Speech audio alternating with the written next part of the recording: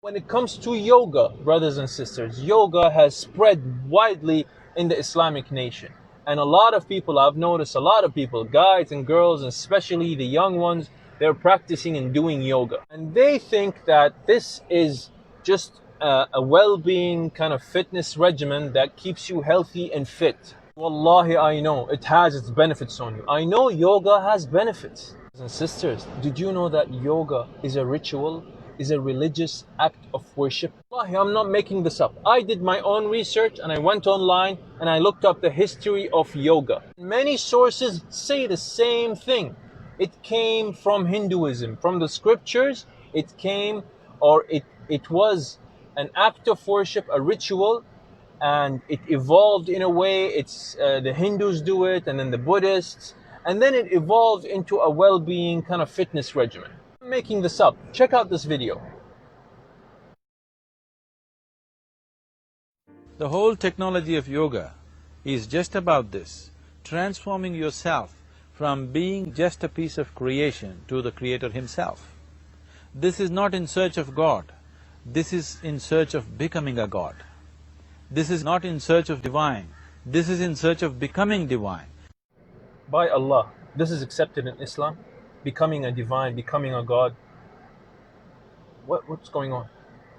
Of course I know, the reply is gonna be, yeah, it was an act of worship, I'm not doing it as an act of worship, I'm doing it as a sport, so chill. Habibi, you are a Muslim.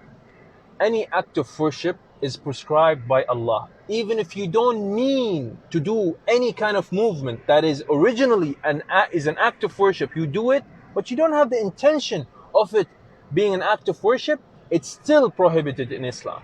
Like someone saying, I'm going to prostrate, do sujood for this idol, but I'm not doing it as an act of worship, I'm just doing this movement. I don't have the intention in my heart.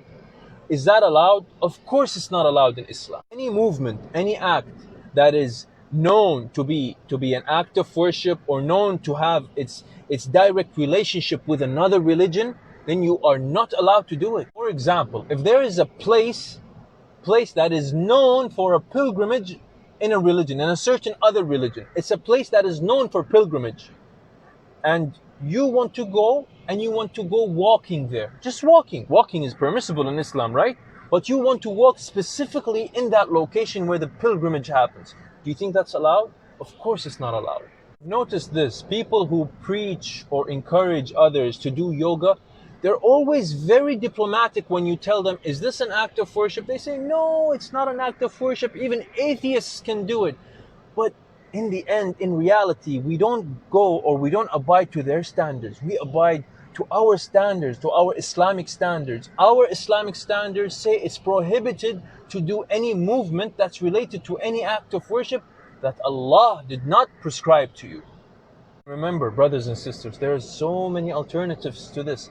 It's not like the benefit of yoga is exclusively for yoga. No, you can get the same benefit, maybe even better, from doing other acts and movements and exercises. Wallahi, brothers and sisters, it's not worth it to disobey Allah for this. And remember, the Prophet ﷺ said, whoever leaves something for the sake of Allah, Allah will compensate him with something even better. Allah Azza wa Jal an yahfadha lana dinana wa an yufaqqihana fi dinina.